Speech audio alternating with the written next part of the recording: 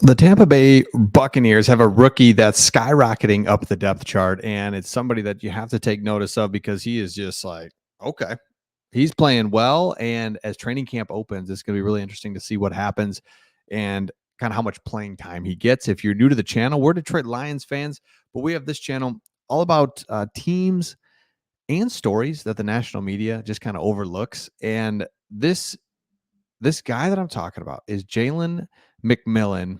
And this is pretty interesting to me because I think if we're honest, it's like, oh yeah, kind of forgot about this guy because Jalen McMillan comes out of Washington, third rounder, played 4 years at Washington alongside Polk and Roma Dunze, who, so you're like, oh yeah.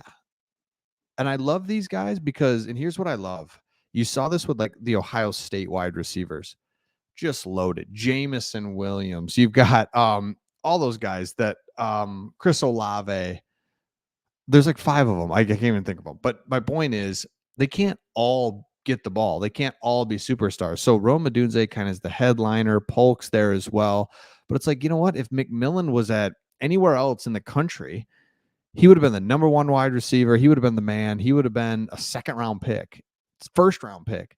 But instead, he's not, didn't maybe put up the production that maybe he's capable of doing. So he gets picked all the way at pick 92.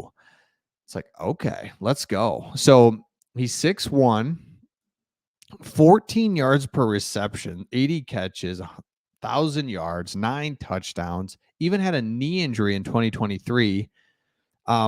Still was able to connect for 560 yards, 5 touchdowns. So sorry, that was his 2022 stats. We're just out of this world. 2023 still awesome. But McMillan's presence puts pressure on 2023 sixth round pick Trey Palmer. So if you're this is where it starts getting fun if you're a Buccaneers fan, because Mike Evans, love it. Godwin, yes.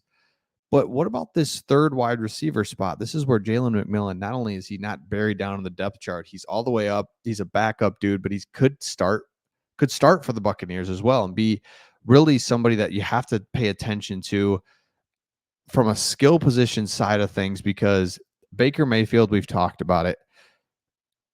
He's fine. Like he's actually perfect because he doesn't require the big money, but he's also not terrible either. He can win you games, get you to the playoffs. He did it last year, no problem. Good running backs, wide receivers there, good offensive line. Now you add another skill position guy, and you don't have to use high draft pick to get that guy. That's so valuable. And so this is what Jalen McMillan said. I'm excited to put on a show for you. Now, this goes back to rookie minicamp, and he was a standout at rookie minicamp. And again, I know this was a couple months ago, but we've got rookie minicamp, OTAs, and then now as we get into training camp, this is a guy you have to be on the lookout for. And so it was the first day of rookie minicamp, and McMillan was an early highlight. He had one particularly impressive jumping catch during drills toward the end of the day and didn't drop a pass during camp, showcasing his smooth route running and attack at the catch point.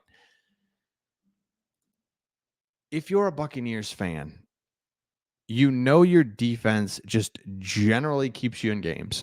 Okay. And there you can talk about whether they're top 10 defense, top 15. It doesn't matter.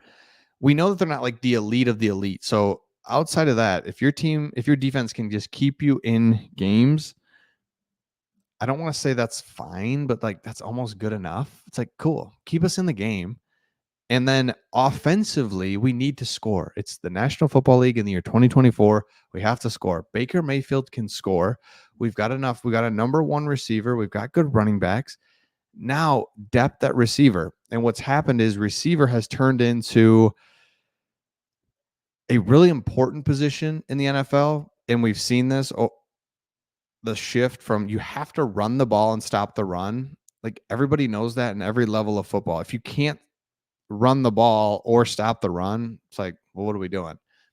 But aside from that, you have to get chunk plays through the pass game because you can do mismatches, you can do jet motions, you can There's so much creativity that you must take advantage of on the offensive side of the ball. In order to do that, you need to have mismatches and playmakers. And so to get a guy a steal and he's already making an impact and he's already getting noticed. And so you put him in the game and it's like, there we go.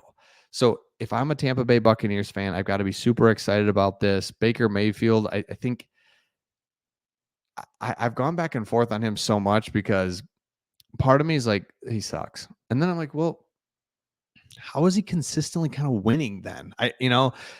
Him and Jared Goff are completely different. And I'm like not comparing them, but one thing that they are alike is like they're kind of just they win, right? Like Kirk Cousins, same thing. It's like, oh, he sucks. Well, he wins. I don't know. I don't know what else to say about that. Jared Goff, he wins. Baker Mayfield, he's in the playoffs with the Buccaneers. I mean, so we can talk about this all day long, but Baker Mayfield can get it done, and you've got enough talent around him. Feel good about it. So let me know your thoughts in the comments on this one.